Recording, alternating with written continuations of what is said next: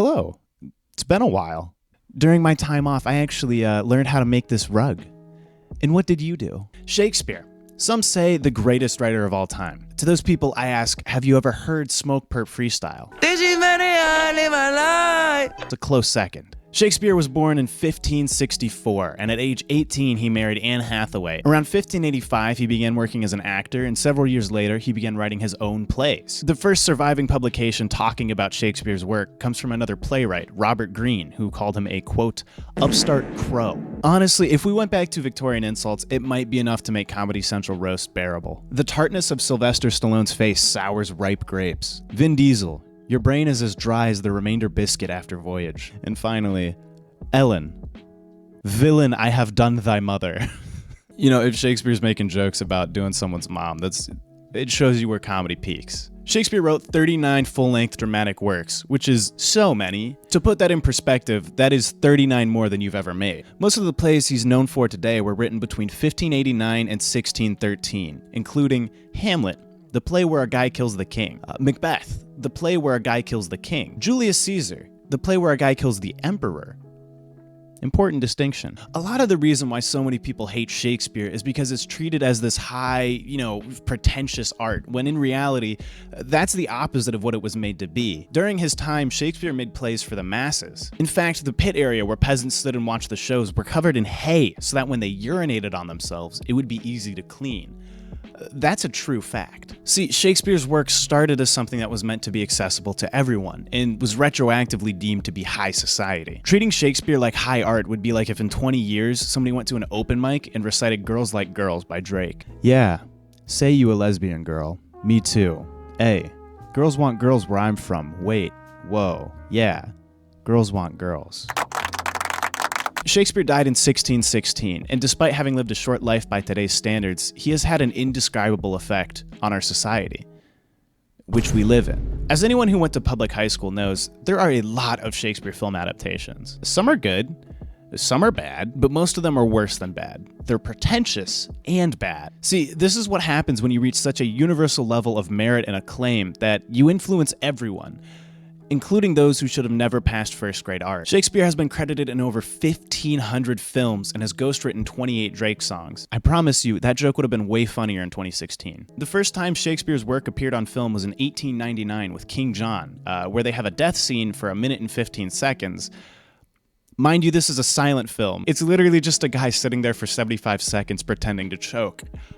This used to be the peak of entertainment. The next noteworthy adaptation was a 2-minute excerpt of Hamlet, where, for whatever reason, they superimposed a chicken onto the film stock, making it look like instead of fighting each other, they're collectively dueling the ghost of Thanksgiving past. Shakespeare just has a way of attracting pretentiousness. In the 1916 adaptation of Macbeth, director John Emerson cast Sir Herbert Tree, a trained stage actor, to play Macbeth. Only thing is, Tree couldn't wrap his head around the fact that you don't need to say every word for a silent film. They can't hear it. So Emerson would just remove film from the camera and pretend to record while Tree just went for it. They treated an A-list British stage actor like a mom treats their kid trying to show him a magic trick. Yeah, no, go ahead, honey, I'm watching.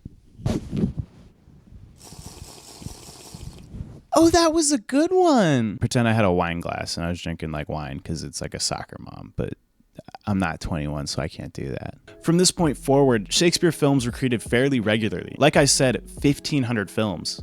That's an average of 20 a year from 1899. During my research, one thing I kept coming back to was what makes one of these adaptations good? Shakespeare has seen a ton of word-for-word, stage-to-film adaptations that are beloved by English teachers and hated by everyone else. 99% of these one-to-one adaptations end up just blending together in your memory. But even then, you're not gonna rewatch a 6-hour adaptation of Hamlet. Unless if you're talking about the 6-hour BBC adaptation of Hamlet. Because, I mean, come on.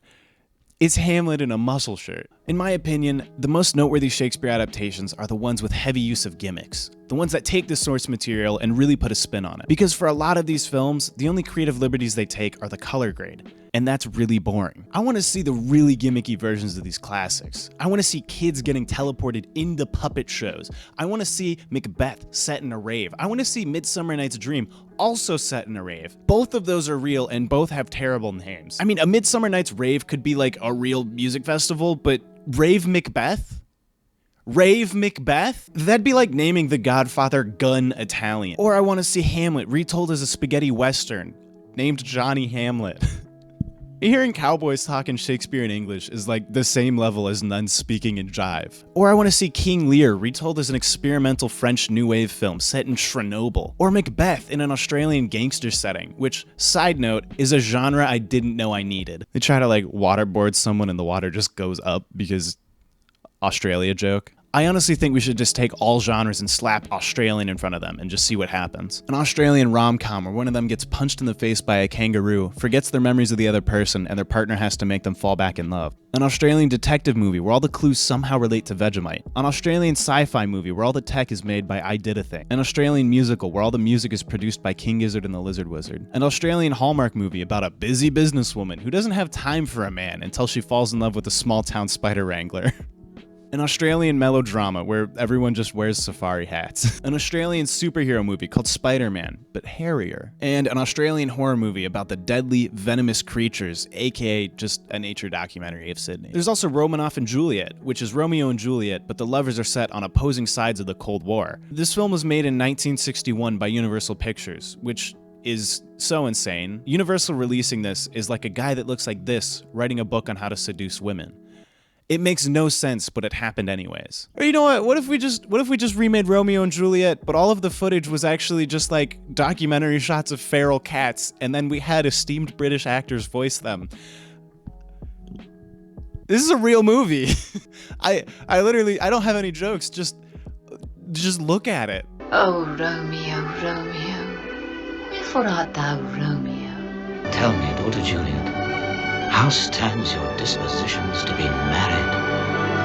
And there's also the movie Rome and Jewel, which is, quote, a 2006 American hip-hop musical film adaptation of William Shakespeare's Romeo and Juliet set in Los Angeles that deals with interracial love. Oh, may I add that the director looks like this?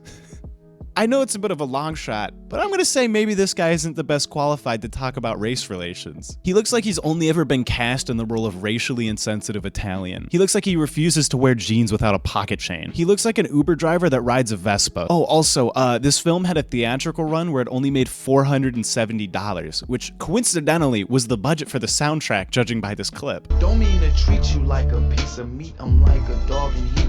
Everyone sees you bring out the animal, cannibal in me. Alright, look, all jokes aside, this guy tried to do a good thing.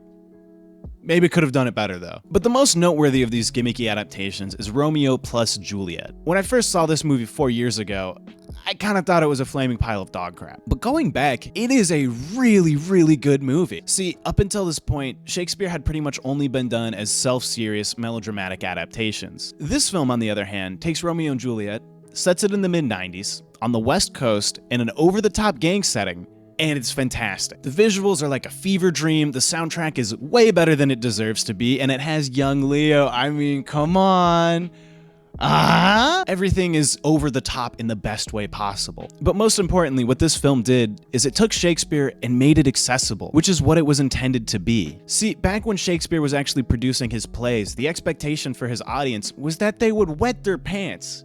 And today, the expectation is that we won't wet our pants. And I won't stand for that. Although the film received mixed reviews with critics, it didn't really matter. It struck a chord with audiences, but specifically younger audiences. And thus began the era of teen drama Shakespeare adaptations. I'm talking She's the Man. I'm talking Get Over It. I'm talking O, which stands for, oh my god, why do so many people actually like She's the Man? What initially drew me to this topic was wanting to find all of the worst Shakespeare adaptations and just kind of like make fun of them. See, it's almost comforting to see the work of the greatest writer of all time be kind of diminished down into something really stupid and trivial. It's almost like giving myself permission to make something bad, because if the greatest writing of all time can be diminished into something so stupid, what's the worst I could do? But at the same time, it's also a reminder of how easy it is to delude yourself into thinking your art has more value than it does. And because we're talking about Shakespeare, I think it's only fitting to end this with a monologue. But I don't want to